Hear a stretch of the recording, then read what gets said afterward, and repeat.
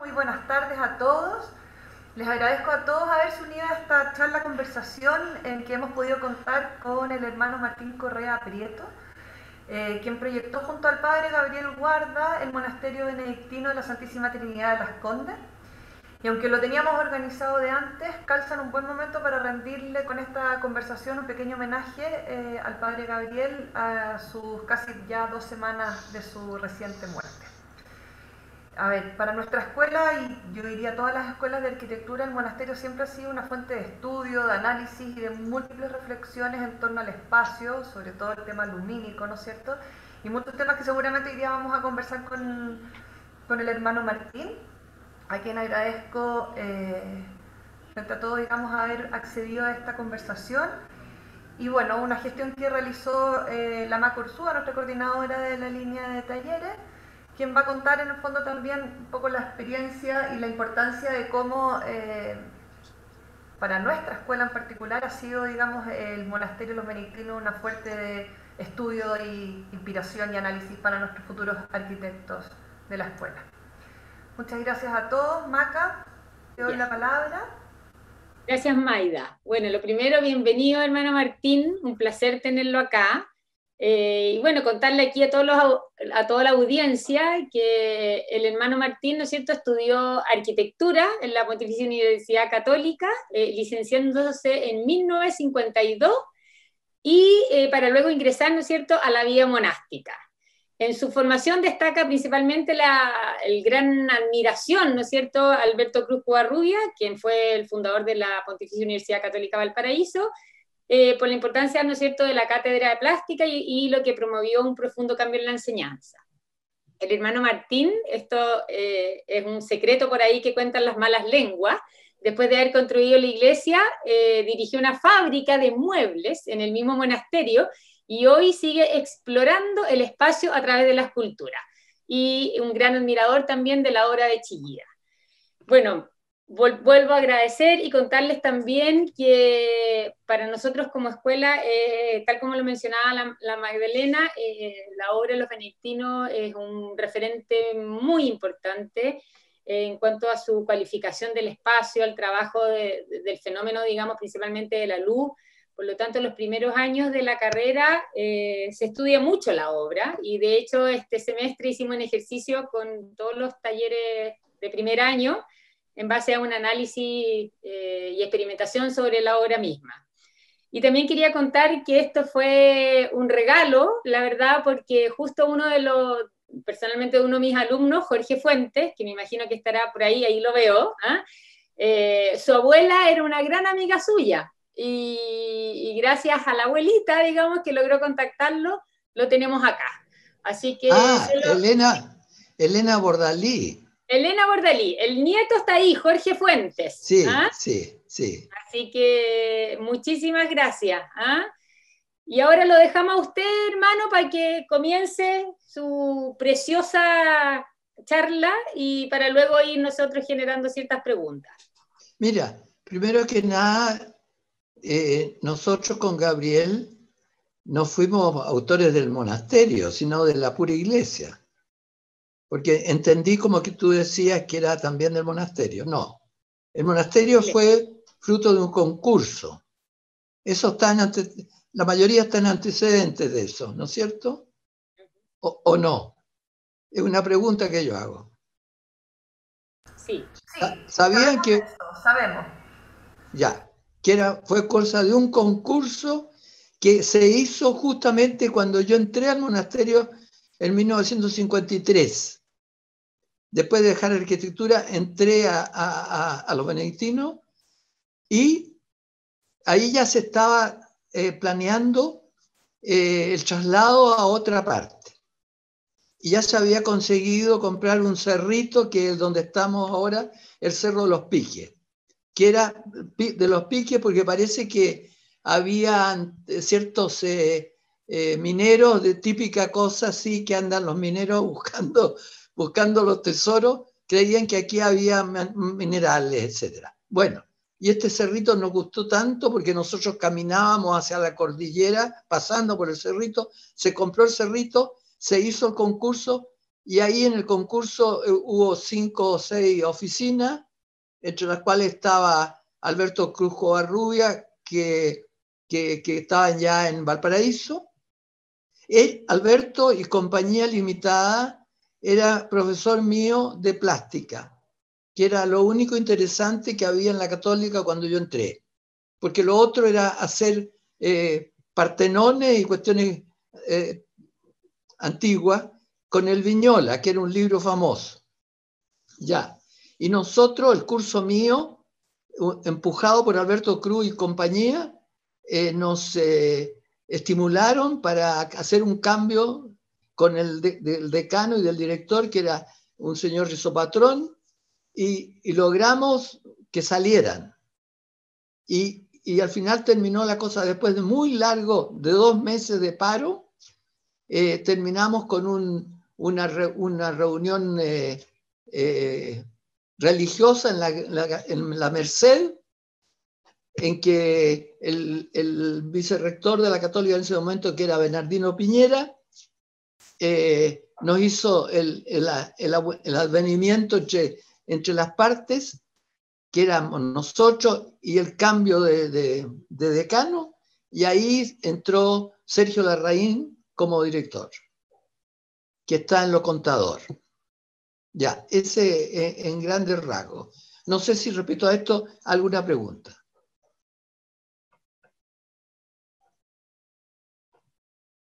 ¿No?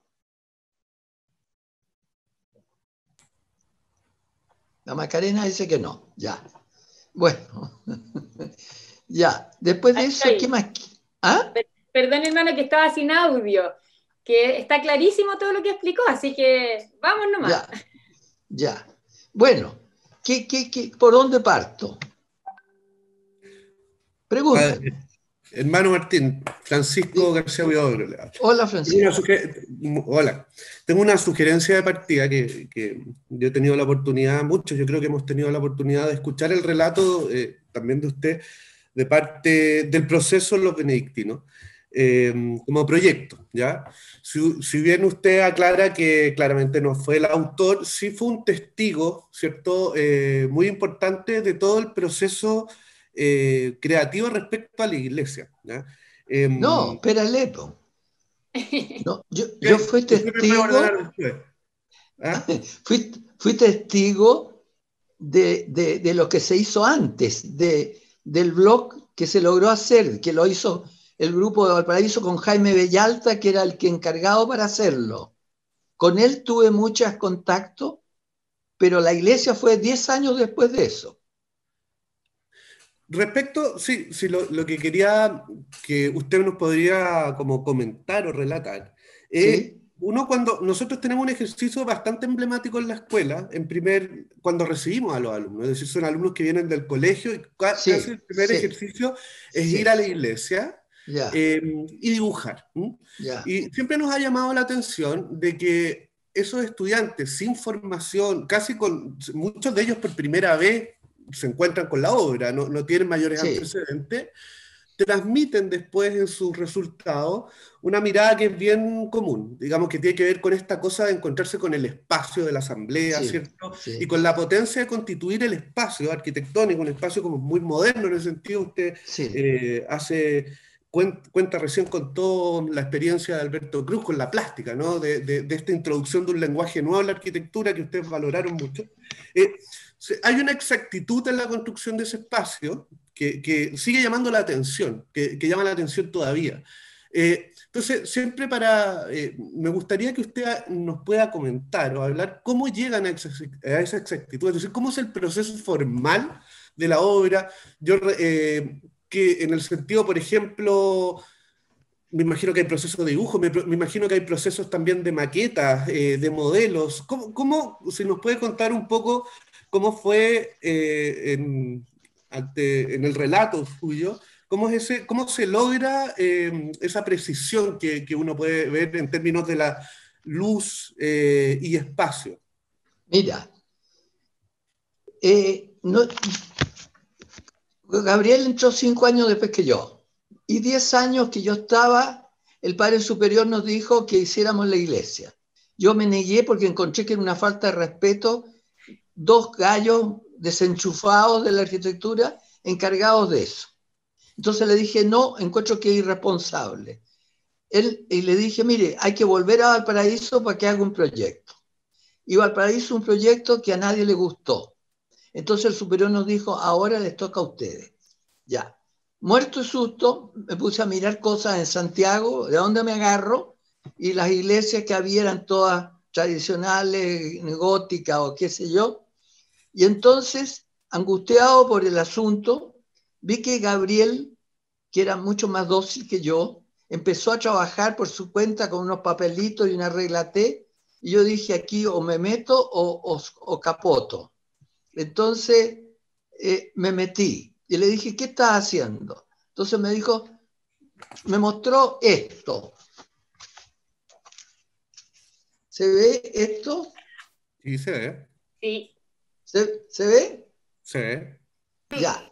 Esto era un paralelepípedo con 2 machones y el altar al medio, los fieles y los monjes. ¿Estamos? Estamos. Ya. Esto lo encontraba tremendamente elemental. Entonces, angustiado por el asunto, mirando las baldosas de la capilla provisoria que teníamos, que eran unas baldosas comunes y corrientes, me fijé que, a ver, Se ve bien. aquí están las baldosas. Me fijé que en lugar de mirar el paralelepípedo así, mirar en relación diagonal. Si lo puedes subir un Súbalo un poquitito, poquito. hermano, ahí, perfecto. Me di cuenta que la relación diagonal producía una cosa interesantísima. Por supuesto que en diagonal las baldosas se encuentran en un punto mínimo, pero era cuestión de ampliar esa boca donde iba a estar el altar. ¿Está claro? Sí, muy claro. Ya. Entonces, ese fue el comienzo del asunto. Ahí salieron los 2 cubos. Ya. La segunda etapa era estos cubos, había ciertos elementos que eran esenciales. Primero, el acceso. El acceso iba a ser por el Monte Cassino, por donde se entra hoy día, porque antes se usaba un camino que está por detrás, que Alberto Cruz lo tenía así. Espérate, te voy a mostrar.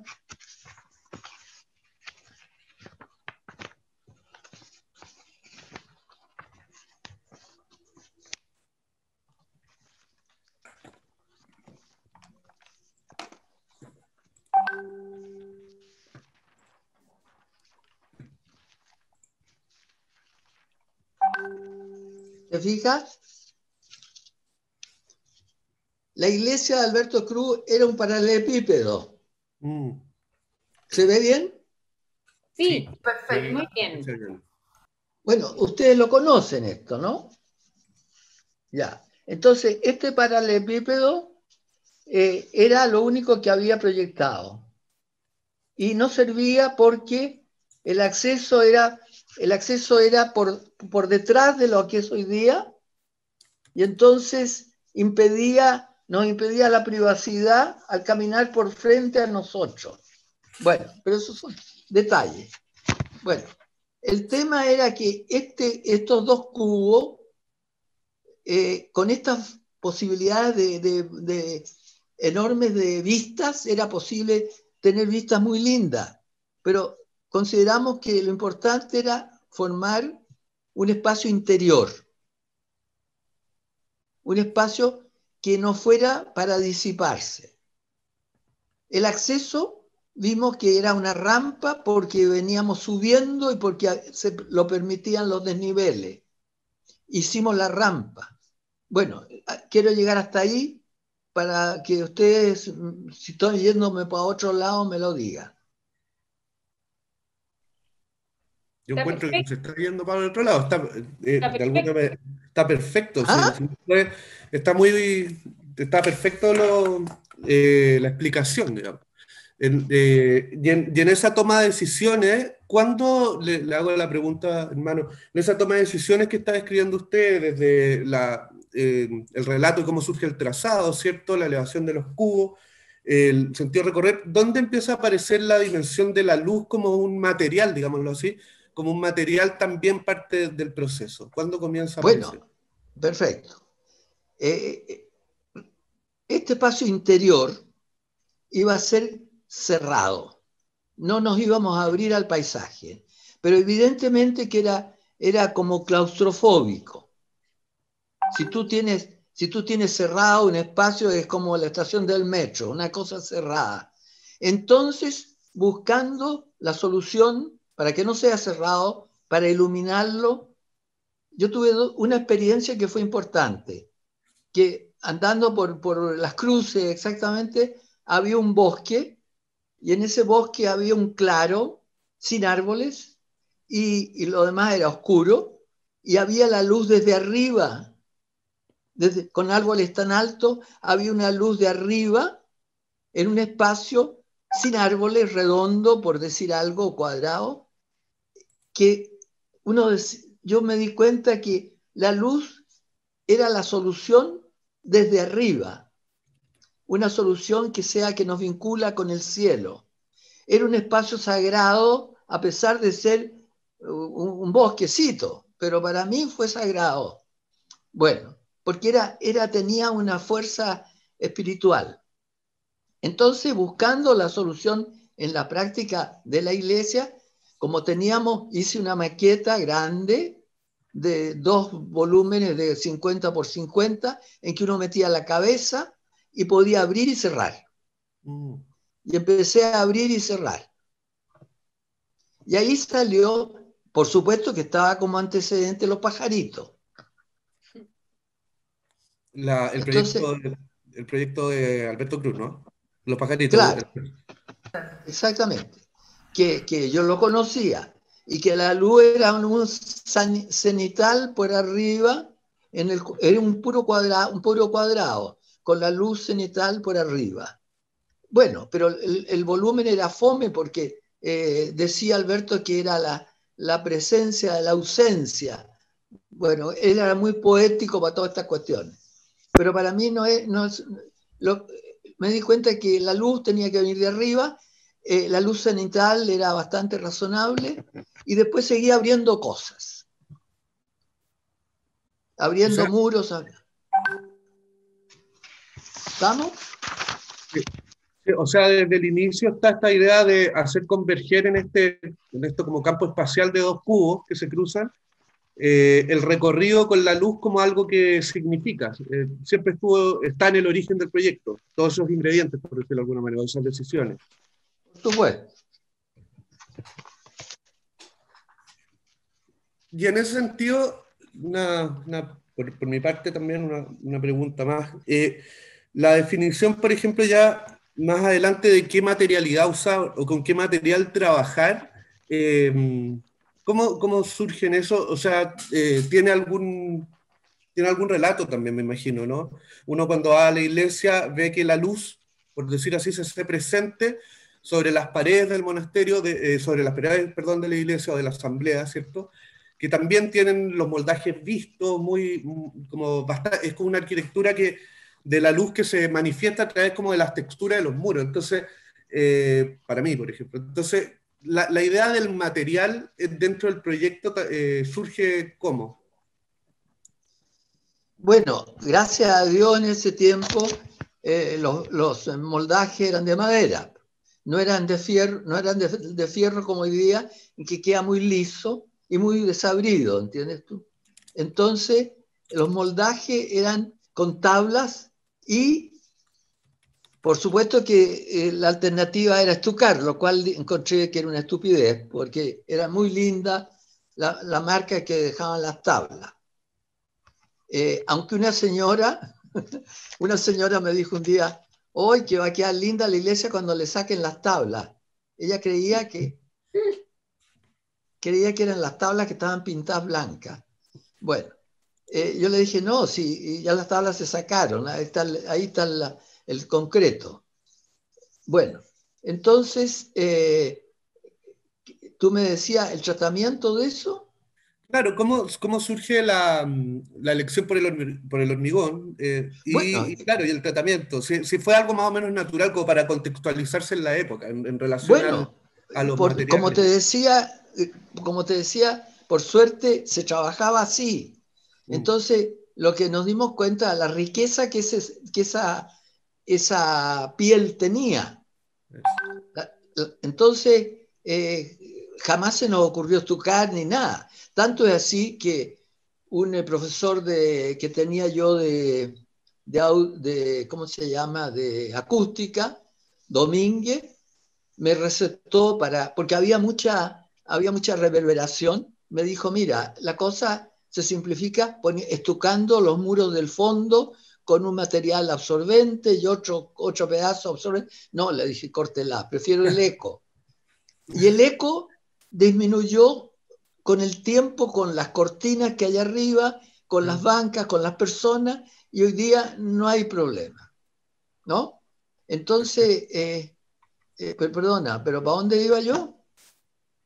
Tú me Explicando, decías. explicando las La opciones, las textura. decisiones. Claro, las decisiones sobre Ya, la textura. eso. Entonces, dejamos en concreto cómo está. Y además, cuando los maestros hacían los tableros, cuando se iban, en algunos muros yo enchecaba las tablas para que se marcara más. Me subía a los andamios y ponía unas cuñas y cambiaba y enchecaba las tablas.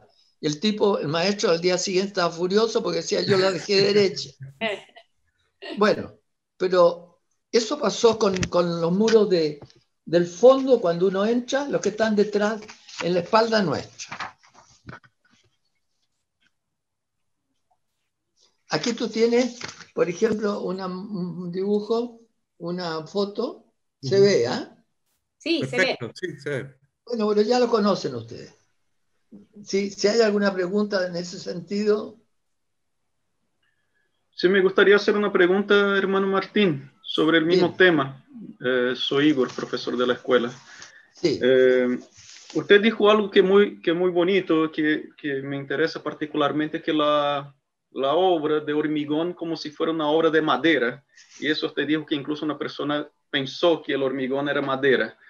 Y toda esa estructura de moldajes que tiene una estructura particular también para soportar el peso de hormigón, es todo un trabajo que tiene que ser muy bien proyectado, calculado y bien hecho. Y eso sobre la luz que usted dijo que las aberturas de luz para iluminar el recinto interior usted iba haciendo en base a la experimentación directa. Eso también fue hecho para los moldajes de madera, es decir, lo que se ve como textura de las tablas, eso también fue hecho en base a la experimentación real sobre modelos en el proyecto, o cómo fue hecho. no, eso no podía ser experiencia porque era una cosa muy fina para hacerlo. Lo que sí que me di cuenta que era interesante combinar tablas en el sentido vertical con horizontal, especialmente cuando se juntan dos muros, porque si tú juntas en la esquina de dos muros, si están las tablas horizontales, la esquina queda muy endentada, queda poco definida. En cambio, si tú combinas un muro de tablas horizontales con el vertical, entonces la esquina queda más definida. Eso fue lo único y que además algunos otros detalles de dónde convenía más la tabla horizontal y dónde convenía más la tabla vertical. Eso sí, pero no hice ninguna maqueta para eso. Perfecto. Le decía a los maestros, mire, las tablas pongámoslas así o pongámoslas así. Hermano, yo tengo una pregunta. ¿Cómo logran definir la dimensión, la medida, la proporción que iba a tener el proyecto? Es decir, la dimensión para nosotros en función de la comunidad nuestra. ¿A eso te refieres?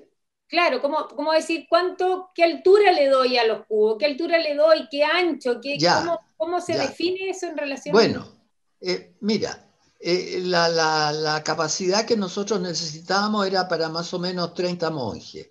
Hemos llegado a 18. Bueno, tenemos esperanza. Entonces, la dimensión la dan las bancas a ver, tengo un mono aquí, espérate. Las bancas que son para nosotros, ¿no? Sí. Ya. Enseguida,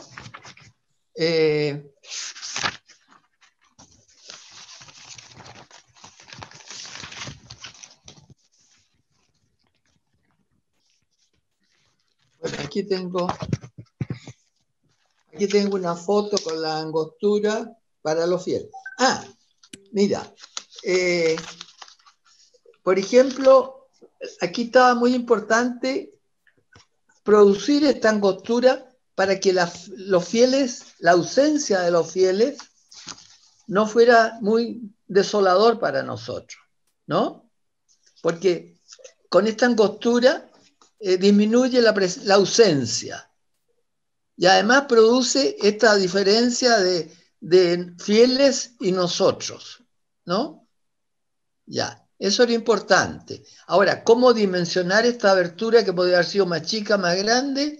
Bueno, en la maqueta lo fuimos haciendo, ya. Ahora, las bancas nuestras, no tengo, parece. Bueno, las bancas nuestras, aquí está. Aquí está. Las bancas nuestras. Un poco Más más arriba, arriba. ahí. ¿Ah? Un poquito más arriba la foto. Ahí.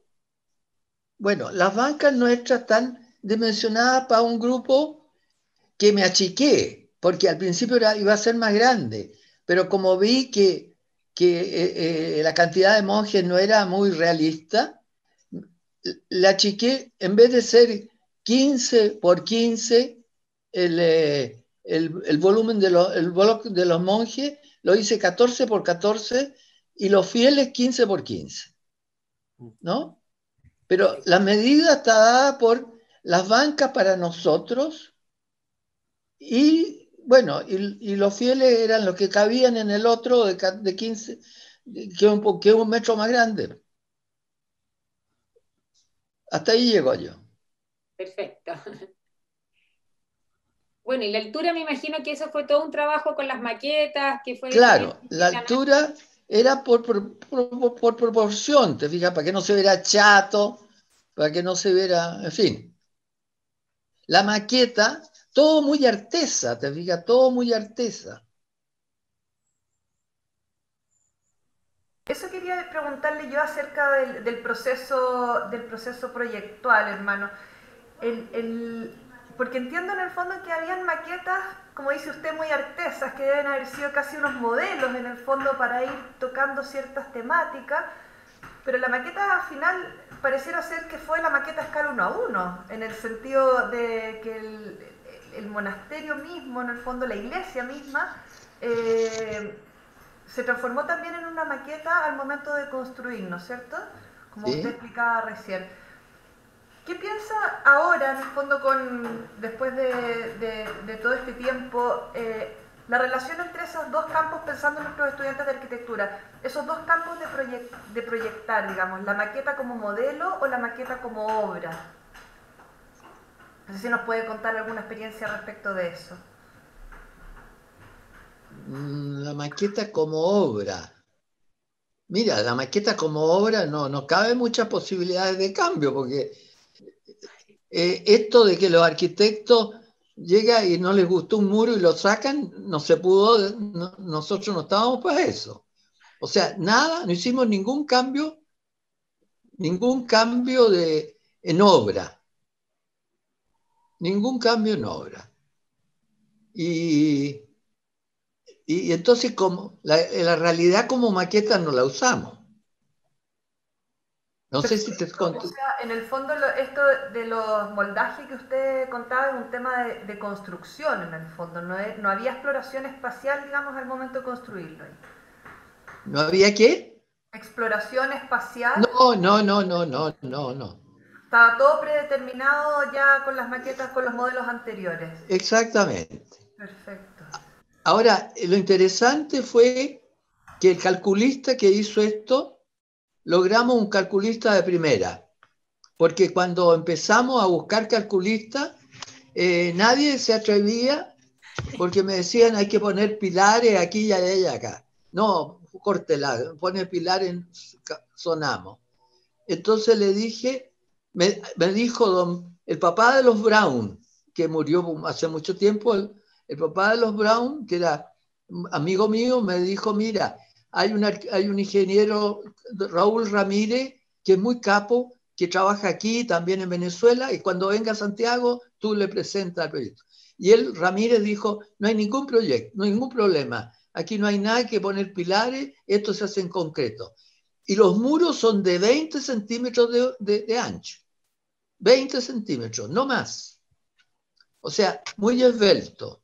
Ahora, el tema de los tableros era re grave porque si se producía un desplome, que es habitual porque el concreto de repente te deforma porque el tablero no está bien sostenido, entonces las verticales empiezan a salir medias redondas. Bueno, pero todo eso no hubo.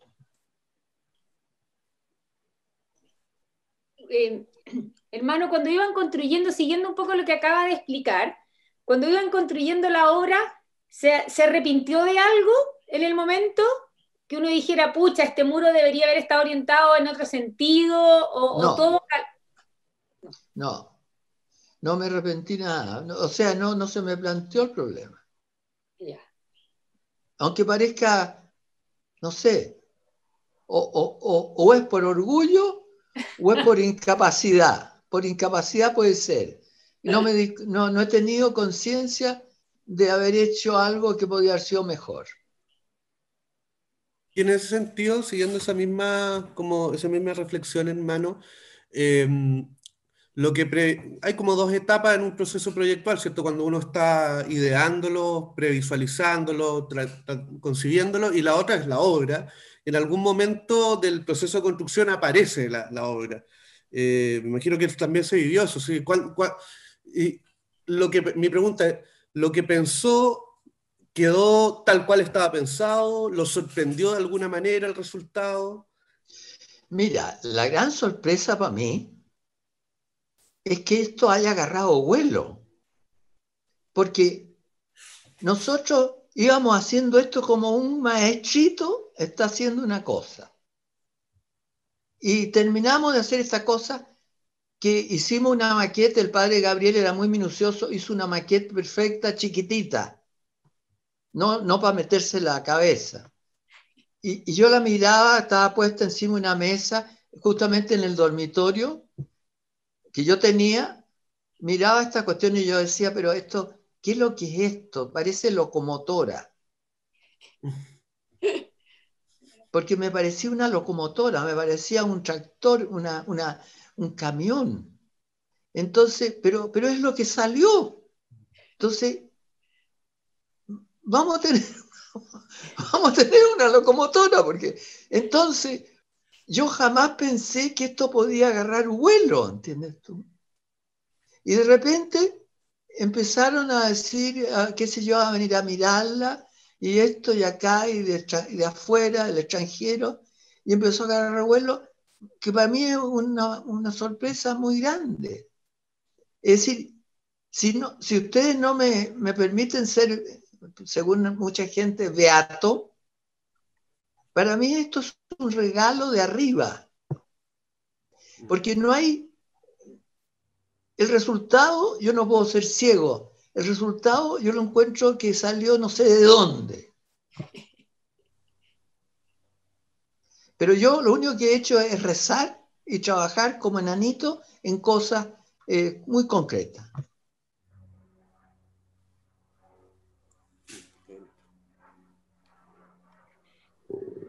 Hermano Martín, en ese sentido, claro, usted dijo que hubo un proceso de proyecto bien hecho, que según usted no podría haber sido de otra manera o mejor. Ese proceso que determinó todo, porque no hubo ningún cambio durante la construcción, ¿de cuánto tiempo fue de proyecto de parte de ustedes ya hasta los planos finales? Mira, la concepción fue un año, digamos, en meter todos los elementos, la rampa, el muro, por ejemplo, el muro de acceso que impide ver el espacio total. Cuando tú entras, hay un muro azul que impide ver el espacio total, que es muy bueno, porque lo que queríamos que esa rampa fuera un espacio en que la gente empieza a concentrarse, que están entrando a otra cosa, que tienen que dejar la bulla, la conversa, y empezar a entrar a un ambiente que los concentre, que los tranquilice, bueno. Y la Virgen es la meta a la cual se dirige la rampa. Bueno, entonces, perdona, ya me estoy yendo para otro lado. Repíteme. No, era simplemente sobre ese proceso de proyecto y el tiempo que tardó. Bueno, eso, claro, fue como te digo, como un año o un año y medio, y lo más complicado fue después hacer los planos, y ahí tuvimos que pedir ayuda justamente nos encontramos con un estudiante joven que no estaba recibido, que era Patricio Gross, que resultó ser excelente, que nos ayudó a terminar los planos y ponerle las medidas concretas. Colaboró mucho, también en la construcción colaboró, después se fue a Alemania y hoy sigue muy amigo mío y colaboramos en otras cosas.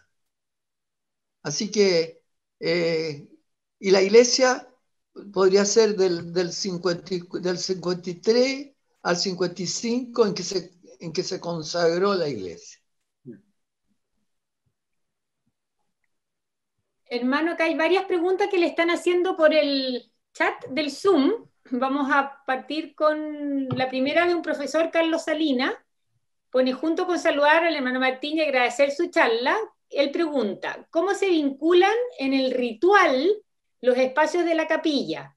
En diagonal, uno donde están los monjes y el otro donde están los participantes enfrentados. Poco usual para esa época, el sagrado y el acceso. Lo último no te entendí. ¿Poco frecuente? Poco usual, claro, poco usual para esa época. ¿El qué? ¿El tener los fieles y los monjes opuestos? Claro. Sí. ¿Cómo bueno, se abordó? Diagonal. Bueno, es que claramente nosotros la iglesia la ocupamos fundamentalmente nosotros. Vamos 7 veces en el día, desde las vigilias que a las 4:30 hasta la última hora. Bueno, esa presencia nuestra, que durante todo el día como un relojito, los fieles van a algunas cosas. Van en la misa probablemente, que a las 7 de la mañana, y los domingos a las 10:30, o van a las vísperas, que a las 6. Ya, pero el resto es vacía, fundamentalmente, porque hay gente que anda dando vuelta por ahí y va a rezar tranquilita, pero no hay una celebración. Bueno, y entonces el altar es el centro. El altar es el símbolo de Jesucristo. Y el altar es el que nos une y nos distancia. El altar, todo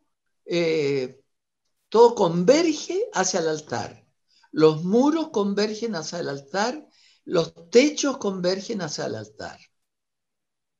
No sé si respondo con eso.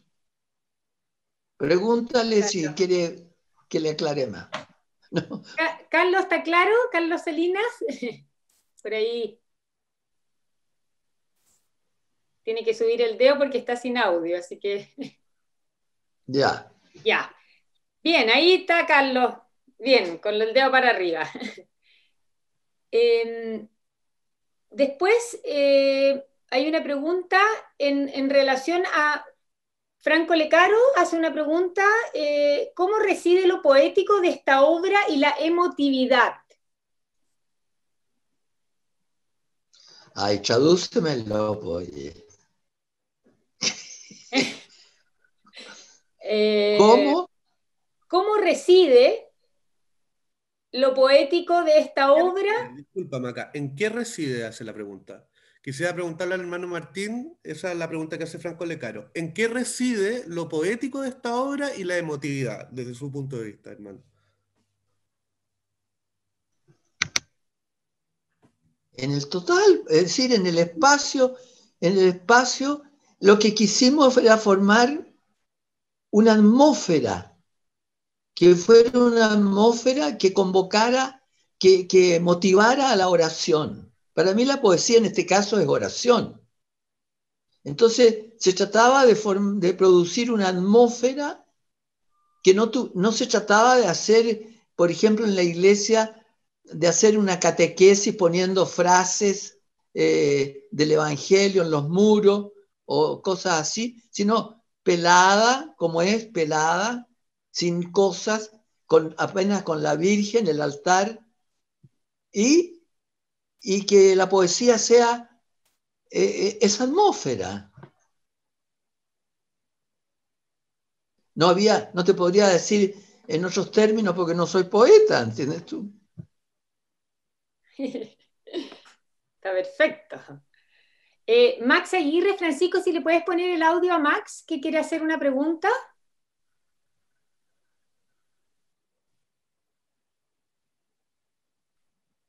Max, tú tienes que desactivarlo. Ahí. Hermano Martín, mi pregunta es la siguiente.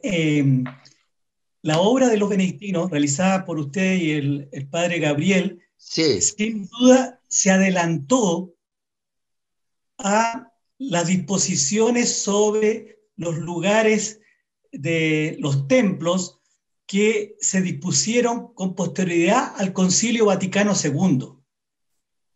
¿Qué nos puede comentar respecto de eso? Porque sin duda es un adelanto notable a lo que se dispuso justamente, como ya digo, en ese concilio, respecto de la relación con los fieles, respecto de terminar con la linealidad en una sola dirección del altar. Me gustaría mucho oír un comentario suyo respecto de esto. Mira, tuvimos también una gran ayuda del Señor providencial, que estábamos haciendo la iglesia en los momentos en que terminaba el concilio. Ya. En el concilio se decidió lo que se llama la concelebración. Antes del concilio, cuando había una comunidad religiosa con varios sacerdotes, habían altarcitos chicos. Si ustedes van a las iglesias antiguas, siempre hay una serie de altares laterales en que los sacerdotes decían sus misas particulares, lo cual era bien triste porque lo importante es juntarse para celebrar la cena del Señor. El concilio consideró que lo lógico es que cuando hay una comunidad, todos celebren la misma Eucaristía. Entonces, el altar pasa a ser mucho más grande porque en torno al altar se juntan todos, que pueden ser 6, 7, 8, hasta 10, sin problema. Así que coincidió en que el concilio aceptaba, daba el visto bueno a la concelebración, con que nosotros podíamos hacer el altar como lo teníamos y evitar los altarcitos chicos. ¿Te fijas? Muy bien. Pero sí, gracias. Muchas gracias. Pero hay un detalle. En la parte de abajo de la iglesia, que corresponde a la parte de los fieles, está lo que se llama la cripta, que es una capilla chica. Es una capilla chica que está debajito, un poco menos de la superficie que están los fieles arriba.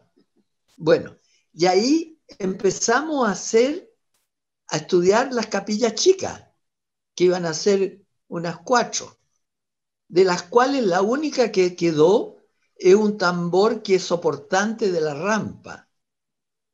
Si ustedes miran, a ver, si ustedes miran, el único tambor que subsiste, bueno, pero es el de la rampa. Ya, los demás alcanzamos a no hacerlo, lo cual nos evitó una serie de complicaciones que habrían, no sé para qué habrían servido después. Eso es. Muchas gracias. Gracias, Max. Elena, que está ahí, ¿quieres preguntarlo personalmente o la leemos de acá del WhatsApp? No, no hay problema. Padre Martín, ¿cómo estás? Soy Elena Irarrázaval. Hola, abuelenita. ¿Cómo Raúl, estás? tu padre, viene a cada rato para acá. Es más benedictino que nosotros.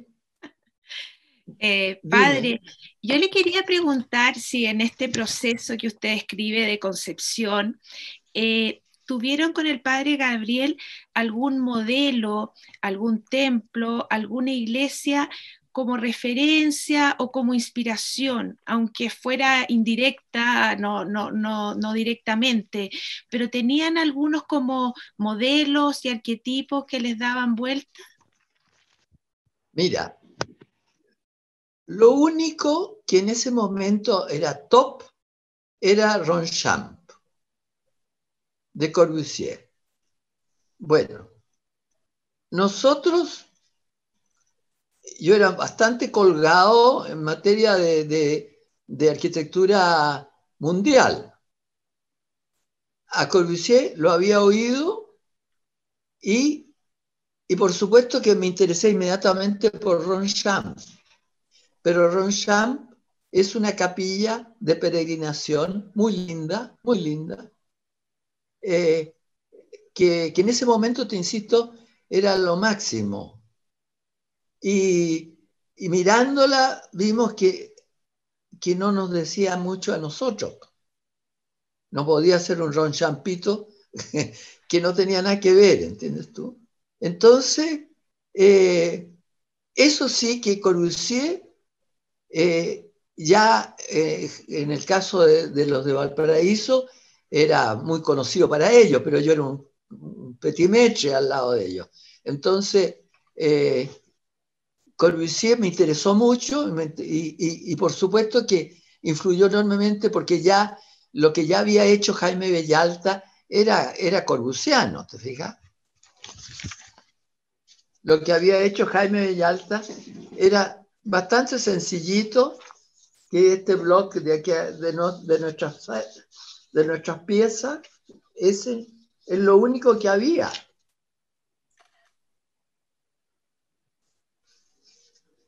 Pero estaba,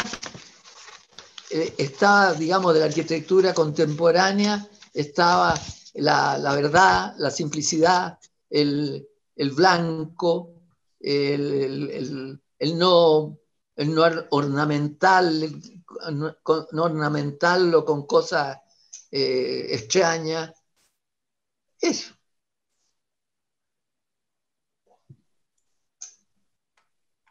Ya, aquí otra pregunta. Oye, deja de despedirme de Elena, po. Ah, pero por supuesto, Elena, espera. Chao, Elena. Ya. No, muchas gracias por su respuesta, padre hermano Martín. No, pero si es incompleta, dime nomás. No, me parece interesante que haya hecho esa vinculación con la arquitectura contemporánea y quizás solo preguntarle, ¿y algún modelo clásico? ¿O se sentía muy lejano de eso? Muy lejano, muy lejano. Acuérdate que nosotros hicimos la revolución primera en la católica de arquitectura por 2 meses, entonces contra el clásico. Claro. Y quemamos el Viñola en la plaza, en el patio de la Casa Central. Bueno, Hasta luego, muchas gracias. chao. Pero lo cual no significa que no tenga gran admiración por la arquitectura gótica y barroca, pues. Me encanta, pero no es para nosotros. Justamente el padre Pedro Subercasó, que me pilló en el taller de él, hurgueteando las maquetas cuando se presentaron, que estaba la maqueta de Sergio Larraín, las maquetas que eran bastante clasicoides, algunas cosas, ventanitas medias ojivales, algunos chistes así. Bueno, entonces el padre Pedro me dijo, ¿y por qué le gusta a usted el proyecto de Valparaíso? Porque es un proyecto de futuro, padre, le dije. Yo quiero vivir una vida monástica para el futuro, no quiero vivir para atrás. Entonces, esta arquitectura que es una mezcolanza, porque el padre Pedro Subercasó, no era el superior, pero era el que había hecho todo para fundar el monasterio. Entonces era muy respetable, ¿te fijas? Y él había escogido un arquitecto para que estuviera dentro de los concursantes, León Prieto Casanueva, que es el que hizo el proyecto que está ahora en el Hospital de la Fach. Lo que es Hospital de la Fach, hay un blog que es donde yo entré, que empezamos a vivir ahí. Y que ese es un blog tipo Boyron, tipo esto. ¿Te diga? Pero yo le dije al barbero, nada que ver, po. Ya. Hasta ahí nomás. Hasta ahí nomás. Muchas gracias. Chao, Elenita. Ya. Sebastián, no sé si está con audio, Francisco, o lo leo. Él lo tiene que solicitar, no sé, pero está sin audio. Sebastián. Si no leemos la pregunta desde acá. Sí, mejor yo creo. Ah, no puede poner audio, ya. Esta pregunta, hermano. Los fieles, cuando llegan y se sientan, quedan con la Virgen detrás de ellos. ¿Eso es algo que se da en otras iglesias? Y los monjes la tienen enfrente. No sé si se da en otra iglesia. No sé. Pero para nosotros, la ubicación de la Virgen era estratégica. Era el punto exacto que correspondía a que los fieles la tienen como meta para entrar, como meta para salir, los fieles pasan por la Virgen, y para nosotros tenerla presente en el eje diagonal. O sea, era estratégicamente la ubicación mejor.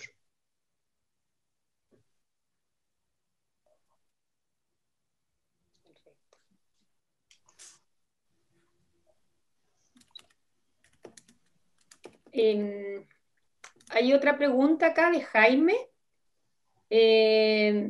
Quisiera oír algunas palabras sobre cómo responde la arquitectura de esta capilla a la liturgia. Bueno, funcionan bastante bien. O sea, no tenemos ningún problema, porque,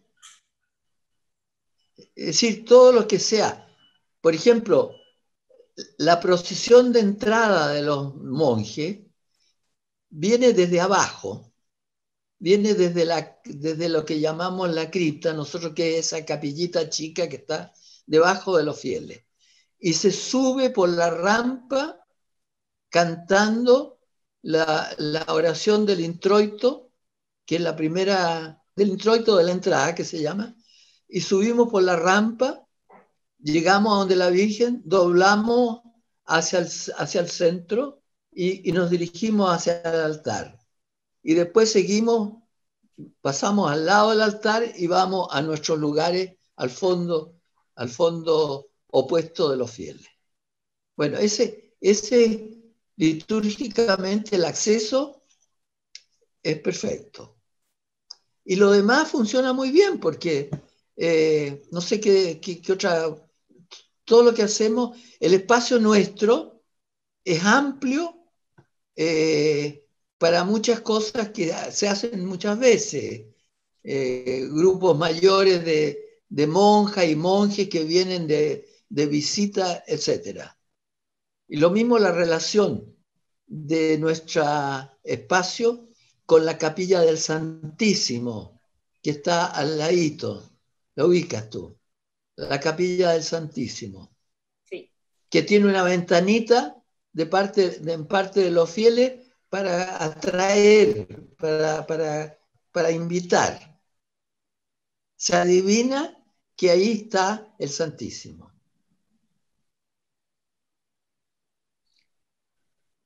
Ya, muchas gracias. Aquí otra pregunta. Juan Luis pregunta, me imagino que es el Juan Luis Martínez, docente de la universidad también, todos los edificios del conjunto son de enorme calidad.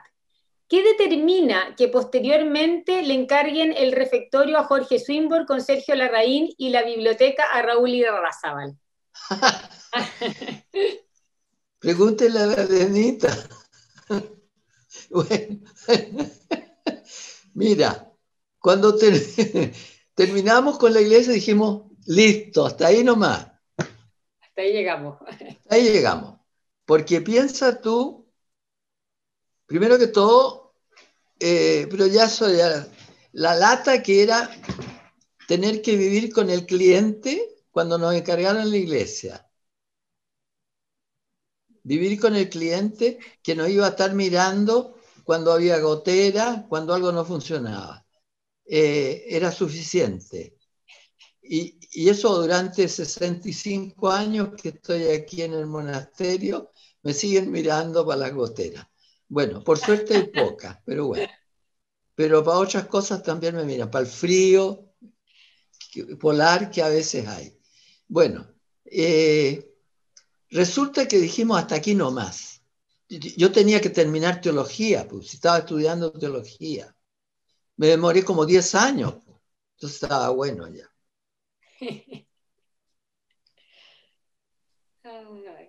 Ya, yo creo que quedó muy bien contestada la pregunta, muy buena la respuesta, hermano. Y aquí pregunta otro asistente de la charla, sale, ¿cómo se explica que en este notable proyecto materializado en hormigón armado, que se caracteriza por su solidez y gran peso específico, genere un espacio interior vacío donde la dinámica, se me perdió perdón, que llegaron como 40 preguntas de golpe, que genera un espacio interior vacío donde la dinámica de la luz trasunta en la levedad de lo efímero? ¡Ay, Dios mío! A ver, repítemelo. ¿Cómo se explica que en este notable proyecto materializado en hormigón armado, que se caracteriza por su solidez y gran peso específico, genera un espacio interior vacío donde la dinámica de la luz trasunta en la levedad de lo efímero? En el fondo tiene que ver con este contraste, como de una obra tan sólida, desde su cáscara envolvente, a ese espacio tan leve en su interior. ¿Y qué explicación puedo dar yo? No sé, pues la que usted quiera. Pero te insisto, muchas cosas resultan. Uno no las busca tan racionalmente. ¿No tendrá que ver con la decisión también de hacer solamente muros perimetrales sin ningún pilar interior, sin ningún elemento de cierre y separación importante? Por supuesto, claro. Pero como te digo, el espacio resulta, esa cáscara, como tú dices, encierra un espacio que lo trabajamos más en detalle respecto a otras cosas, como por ejemplo que las ventanas no se vieran, que la luz entrara en forma rasante, ¿no? O sea, muy como carpintero, ¿entiendes tú? Más que como poeta. Si resultó poética la cosa, bueno, gracias a Dios nomás, pues. Ya. Hoy Pero, siguen varias preguntas, hermano. No sé cómo está usted de tiempo, porque tengo entendido que son las no, 12:15. ya que estamos en esto, échele con Loya. Echémosle con todo. Aquí preguntan también, ¿de qué modo las características arquitectónicas y singulares del monasterio responden a las condiciones particulares de la congregación benedictina? ¿De qué manera responden? Claro, quizás si habían ciertos cánones o códigos que había que seguir. No.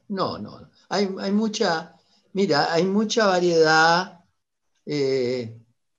Hay un monasterio Tepeyac, creo que se llama en Colombia, que tiene sus características. No hay una normativa en absoluto. No hay una normativa.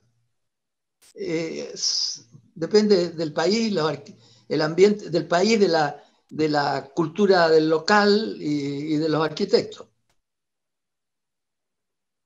Perfecto.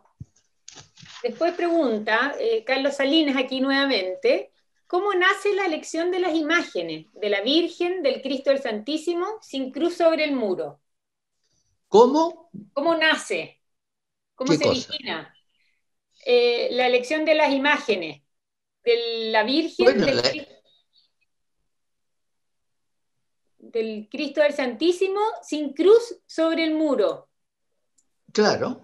Bueno, las imágenes, mira, la Virgen, por ejemplo, yo recurrí a la Martha Colvin, ustedes la ubican, que era gran escultora, buscando una virgen. Primero que todo, para la consagración de la iglesia, como no había ninguna virgen, puse un palo grande, un cuartón, lo que se llama, y le puse arpillera simulando una figura humana. Y resultó bastante evocadora. Pero claro que me decían que la Virgen del Trapo no podía ser permanente. Entonces, eso me lo decía Jaime Izaguirre. Jaime Izaguirre, que era muy agradable, muy simpático, el famoso historiador, me decía, ¿hasta cuándo tiene la Virgen del Trapo? Bueno, entonces, buscando alguna solución, vino la Martha Colvin a Santiago de Chile, porque vivía en Francia, y le pregunté si podía hacernos algo. Y me hizo una maqueta. Lo único que logró hacerme fue una maqueta de unos 30 centímetros, y me dijo, perdona, pero no puedo más porque yo me vuelvo a Francia. Entonces ahí, recurriendo a qué hago con la maqueta, para acá venía a veces de huésped, porque nosotros recibimos huéspedes, Francisco Casitúa, el escultor, que ahora es bastante conocido. En ese momento estaba estudiando y le dije, mira, hagamos una cosa. Yo eché a andar una cooperativa de muebles en que hay álamo, porque no estábamos tan pobretones que no teníamos plata para una madera mejor, y con los palitos que hay, pues a lo mejor haces algo tú. Y él hizo la imagen que es fundamentalmente la Martha Colvin, pero que Francisco Casitúa la hizo en madera con álamo y que está ahí puesta. Bueno, eso respecto a la Virgen. Y respecto al Cristo, el Cristo fue un regalo, es un Cristo muy valioso porque es muy antiguo, que lo regaló un señor no sé, un alemán de Europa, y lo colgamos ahí sin cruz porque estábamos apurados y puse un clavo y pusimos el Cristo colgado de un clavo. Y resulta que ahora es muy valioso porque parece un Cristo resucitado, ¿entiendes? Mira, si todo se ha hecho con la gracia de Dios, que existe, que le puedo probar a la gente que Dios existe.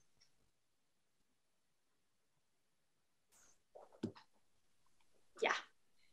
Aquí vamos con otra pregunta. La Anita Cortés pregunta, hermano, primero agradecerle por su conversación, ¿ya? En relación al volumen, ¿se pensó el entorno, los cerros, pensando en la proporción y tamaño que tiene? Ya que cuando se construyó no existía aún ciudad. Yo vivo abajo de la iglesia, la veo y asisto a la misa, y es impactante cómo se inserta hoy en la ciudad. Mira, ¿cómo se llama?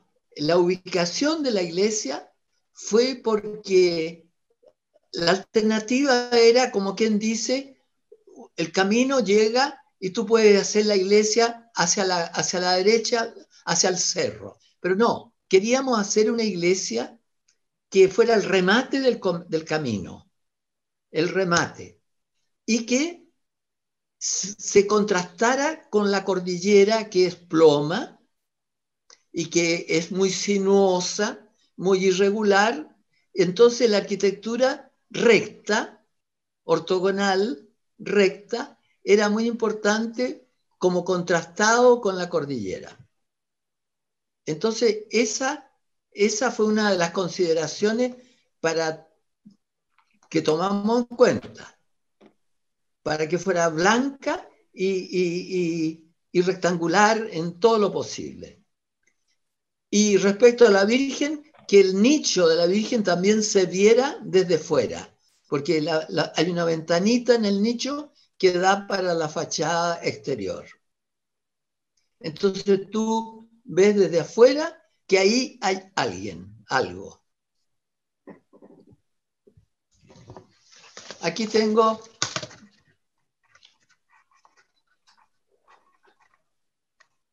el contraste con la cordillera. Pero ves tú, como te digo yo, viendo la maqueta, es tan rara esta cuestión.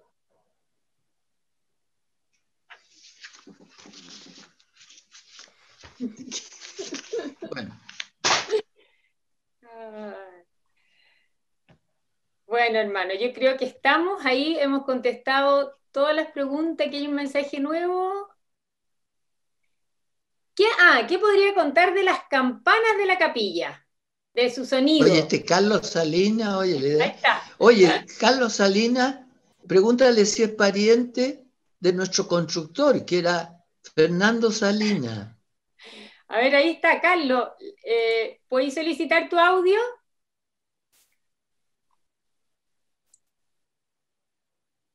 O pregúntale tú misma. Ahí está.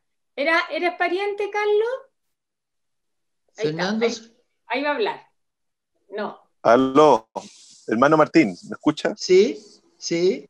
Junto con saludarlo, bueno, es un gusto tenerlo explicando en lenguaje muy llano y además desde una perspectiva que es genial, porque conoce todos esos detalles que uno a veces imagina y fantasea, y la verdad es que está empapado de una cosa que yo definiría como original en términos de que está metida desde el origen de su proyecto.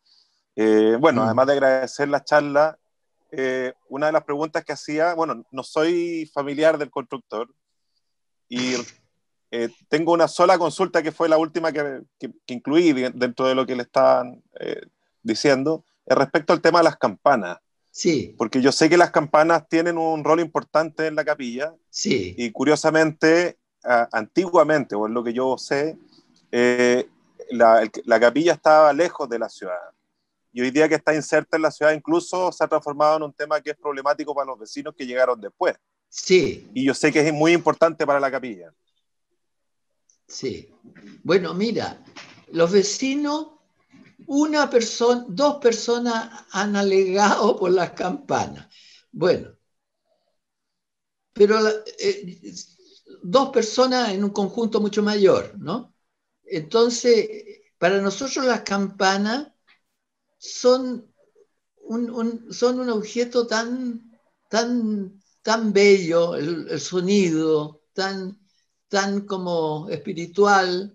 Bueno, por supuesto que se puede decir que somos poco respetuosos del entorno, ¿no es cierto? ¿Eso es lo que te parece a ti un poco? Tocarle campana a gente que no entiende por qué le tienen que tocar las campanas. ¿Eso te parece a ti? ¿Qué pasa? No pueden activarle el audio, espera, que se puso en silencio. Carlos, ¿no puedes hablar? Ahí sí. Ahí sí. No, ahí sí. No, es al contrario, hermano Martín. De hecho, justamente yo sé que es muy importante el tema del sonido de las campanas, y en el rito que ustedes tienen, tanto en la misa como en la definición de las horas, es muy importante. Entonces, yo sé que la elección de las campanas, además, y su sonido es parte importante de la capilla como proyecto. Y como son ustedes los primeros que llegaron ahí, creo yo que cualquier otro que se acerca a decir que esto no debería ocurrir, justamente uno elige el lugar donde va a vivir y se tiene que acomodar a aquello que ya existe desde hace tanto tiempo antes. Más aún cuando esto es un tema importante para aquellos que residen ahí desde hace mucho antes. Ahora, nosotros tratamos de respetar a la gente, o sea, hay horas que no las tocamos. Por ejemplo, cuando nos levantamos, ¿cómo vamos a levantar a la gente a las 4:20? No. A esas las dejamos dormir. Pero ya más tardecito la empezamos a revolver. Esa es nuestra política. Pero nunca es a una hora introspectiva, excepto tampoco, porque para la Pascua Resurrección, claro, ahí tocamos las campanas a las 11 de la noche. Y para Navidad, más o menos a esa hora. Pero en Navidad se supone que están todos abiertos, están todos con las luces prendidas.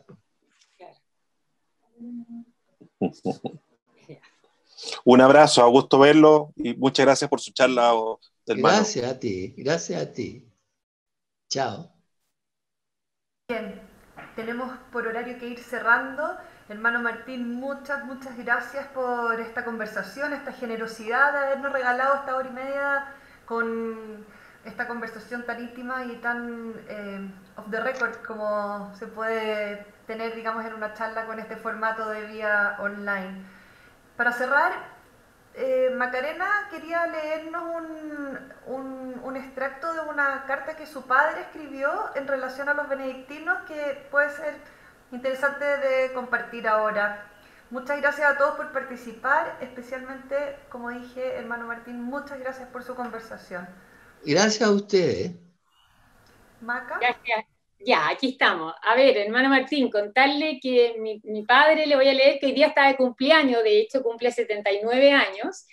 Desde muy pequeño, yo creo que había tenido 1 año, ya íbamos todos los domingos a los benedictinos. Ahí tenemos muchas fotografías, hay una historia con los benedictinos que es muy importante, por lo tanto, algunos sobrinos ya se han bautizado ahí, y mi padre escribió esto que me parece que es muy emocionante leerlo, emotivo, porque habla de la grandeza de la obra que hicieron.